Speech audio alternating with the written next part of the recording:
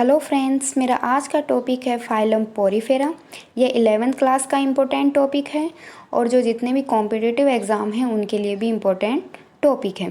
तो फाइलम में हमें दो ही चीज़ पढ़नी पड़ती हैं, एक तो उनके जनरल जो कैरेक्टर होते हैं, फीचर्स होते हैं, वो उनसे क्वेश्चंस बनते हैं और एक उनकी क्लास होती है, उनसे क्वेश्चंस बनते हैं। तो स्टार्ट करते हैं। पोरीफेरा पोरीफेरा होता है पोर बियरिंग एनिमल्स, यानी इनके अंदर क्या पाए जाते हैं, इन एनिमल्स के अंदर पोर्स पाए जाते हैं, इसलिए इन्हें क्या कहते हैं, पोर बियरिंग एनिमल्स। इसकी जो खोज है वो रॉबर्ट ग्रांट ने की थी। इनका जो कॉमन नेम है वह है स्पंज, और स्पंज की स्टडी को क्या कहते हैं, पैराजूलॉजी।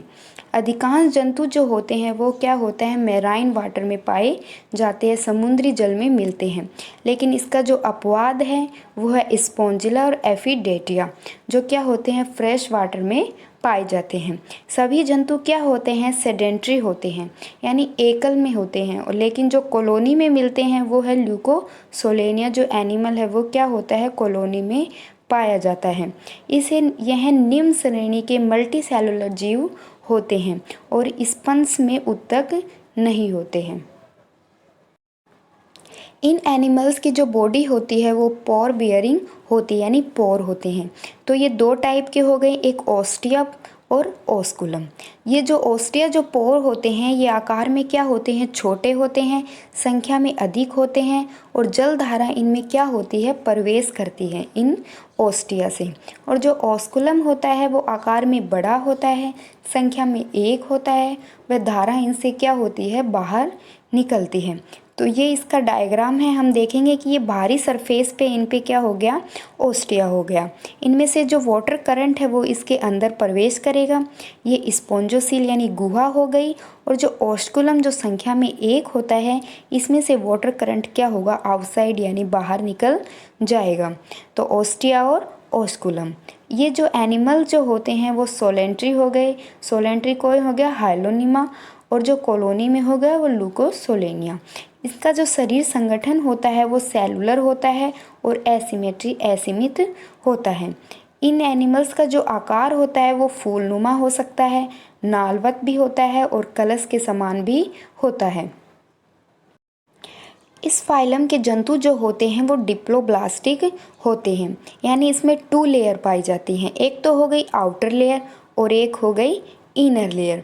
आउटर लेयर जो होती है उसे कहते हैं पिनेकोडर्म, और जो कोइनो इनर लेयर होगी उसको कहते हैं कोइनोडर्म।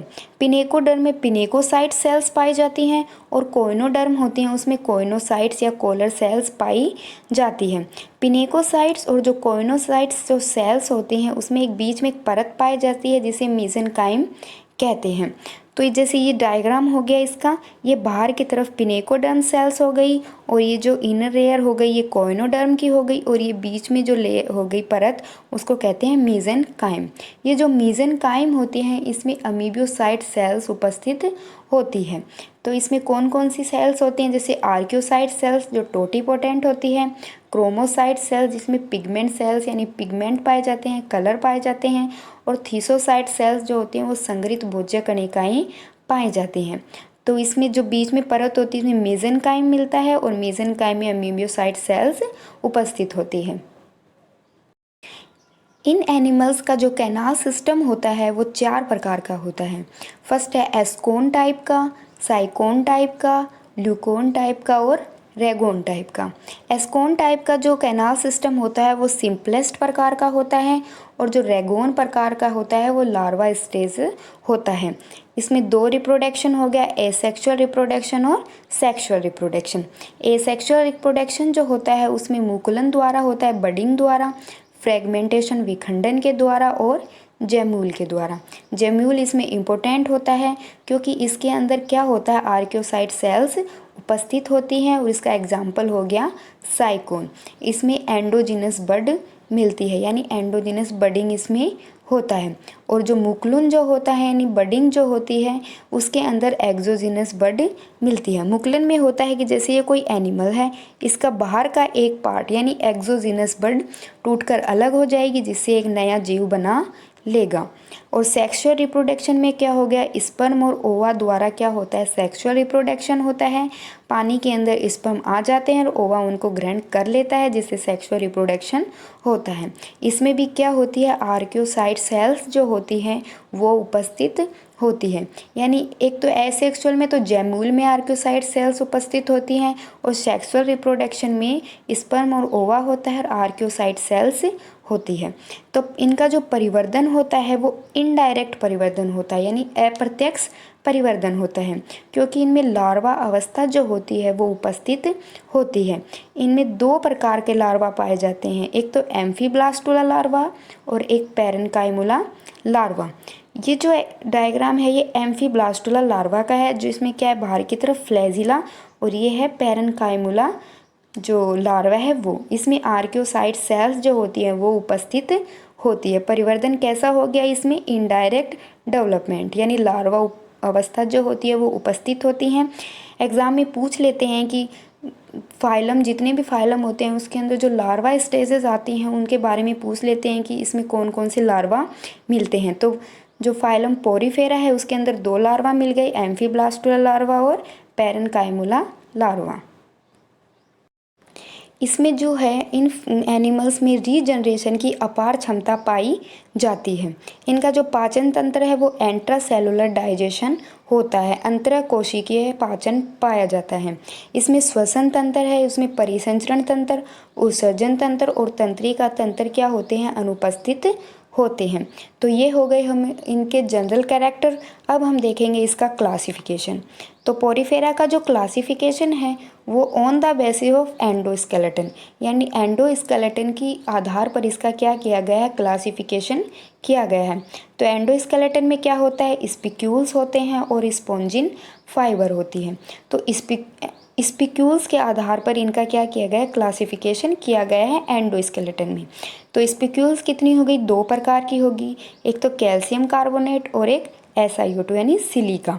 तो कैल्शियम कार्बोनेट है कैल्कोब्लास्ट और सिलिका है यानी Si2 है सिलिकोब्लास्ट। यानी स्पिक्यूल्स के आधार पर इसका क्या किया गया है, क्लासिफिकेशन किया जाता है। तो स्पिक्यूल्स कितनी प्रकार की होगी, चार प्रकार की होगी। मोनोएक्सोन स्पिक्यूल्स यानी 1, ट्राईएक्सोन यानी 3 स्पिक्यूल्स, टेट्राएक्सोन यानी 4 स्पिक्यूल्स और हेक्साएक्सोन यानी 6 स्पिक्यूल्स। यानी स्पिक्यूल्स के आधार पर इनका क्या किया गया है, क्लासिफिकेशन किया गया है। फाइलम पोरीफेरा का जो है, जो क्लास हैं वो 3 क्लास हैं। तो क्लास फर्स्ट है कैलकेरिया क्लास, क्लास जो सेकंड है वो हेक्साएक्टिनेलिडा क्लास और क्लास थर्ड है वो डेमोस्पोंजिया क्लास। अब हम इनकी जो क्लास हैं उनका क्या करेंगे, डिटेल में स्टडी करेंगे। तो इसकी फर्स्ट क्लास कौन सी होगी, कैलकेरिया क्लास। तो हम देखेंगे इसका जो आवास होता है वो क्या होता है, समुद्री जल हो गया। आकृति इनकी क्या होती है, कलशनुमा हो गया। और इनकी कंटिकाओं का आकार क्या होता है, यानी कंकाल क्या होता है, इनका कंकाल CaCO3 कंटिकाओं का बना होता है। संकुचन की क्षमता इनमें क्या होती है, अनुपस्थित होती है। और इनका जो नाल तंत्र यानी कैनाल सिस्टम होता है वो एस्कोन प्रकार का, साइकोन प्रकार का और क्या होता है, ल्यूकोन प्रकार का होता है। इनमें कंटिकाओं का प्रकार कितना होता है, ये एक्सोन हो गया, ट्राईएक्सोन और टेट्राएक्सोन प्रकार की जो क्या होगी, इनमें जो कंटिकाएं हैं वो हो गई, मोनोएक्सोन हो गई, ट्राईएक्सोन हो गई और टेट्राएक्सोन प्रकार की क्या होगी, कंटिकाएं इसमें होती हैं। तो इसका एग्जाम है ल्यूकोसोलेनिया यानी और साइकोन, ये इसका क्या हो गया, एग्जाम्पल हो गया। उनकी आकृति देखो क्राउन शेप यानी कलशनुमा हो जाती है। तो ये क्लास क्या होगी, कैलकेरिया। और फिर सेकंड क्लास है हेक्साएक्टिनेलिडा। सेकंड क्लास हम देखेंगे तो इनका जो सेकंड क्लास में इनका जो आवास होता है उनमें है समुद्री जल में। इनकी आकृति कैसी होती है, बेलनाकार और फूलदान नुमा इनकी क्या होती है, आकृति होती है। कंटिकाओं का जो प्रकार होता है वो कंकाल क्या होता है, सिलिका का बना होता है।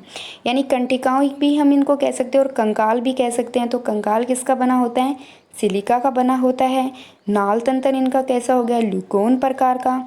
और कंटिकाओं का जो प्रकार है वह 6 अरिय हो गई यानी हेक्साएक्सोन हो गई। और इसका जो नाम भी हम देखें हेक्साएक्टिनेलिडा हो गया, इसमें भी हेक्सा और जो कंटिकाओं का प्रकार हो गया उसमें भी क्या हो गया, हेक्साएक्सोन हो गई। इसके जो एग्जाम्पल हैं इसमें है यूपेक्टेला यानी वीनस फ्लावर बास्केट, यानी जो वीनस फ्लावर जो बास्केट होती है ये जापान में शादी के समय उपहार स्वरूप दिया जाने वाला एक ब्राइडल गिफ्ट होता है। ये यानी गिफ्ट के तौर पर ये क्या दिया जाता है, जापान में दिया जाता है। एक सीरम में इसमें मेल एंड फीमेल दोनों साथ साथ रहते हैं और इसको देना क्या होता है, शुभ माना जाता है। यूपेक्टेला जो होता है वीनस फ्लावर बास्केट। फिर है हाइलोनीमा, इसे ग्लास रोप स्पंज कहते हैं क्योंकि इसकी आकृति क्या होती है, ग्लास रोप जैसी, रस्सी जैसी होती है। फिर है फेरोनीमा यानी बाउल स्पंज, यानी एक बाउल की तरह होती है, एक प्याले के समान इसकी क्या होती है, आकृति होती है। तो ये फर्स्ट और सेकंड क्लास हो गई। अब देखेंगे थर्ड क्लास। थर्ड क्लास में हमारे डेमो स्पोंजिया, जो हमारी क्या है इसमें लास्ट क्लास हो गई। पहली कैलकेरिया, हेक्सैक्टिनेरिडा सेकंड क्लास और थर्ड क्लास डेमो स्पोंजिया। इसका जो आवास हो गया वो क्या हो गया, समुद्री, लेकिन अपवाद मैंने आपको बताया था इसका जो फ्रेश वाटर में मिलता है वो हो गया स्पॉन्जिला। इसकी जो आकृति हो गई वो फूलदान प्याले के समान होती है। इसमें कंटिकाओं का प्रकार जो होता है वो अनुपस्थिति या तो अनुपस्थित होता है या सिलिका होता है या स्पॉन्जिन फाइबर से बना होता है। इसका जो नाल तंत्र होता है वो होता है रेगोन प्रकार का, और इसमें कंटिकाओं का जो प्रकार होता है वो एक या चार अरिय, यानी क्या होगी मोनोएक्सोन या क्या हो गया टेट्रा एक्सोन प्रकार की क्या होती है, इसमें कंटिकाएं होती हैं। और इसके जो एग्जाम्पल हैं वो यू स्पॉन्जिया यानी बाथ स्पंज हो गया और हाइपो स्पॉन्जिया यानी हॉर्स स्पंज हो गया। यानी बाथ स्पंज, हाइपो स्पंज यानी क्या हो गया हॉर्स स्पंज, यानी हॉर्स लाइक इसकी क्या होती है, इसकी जो एनिमल्स होते हैं वो हॉर्स लाइक हो गया, यानी हाइपो स्पॉन्जिया हो गया।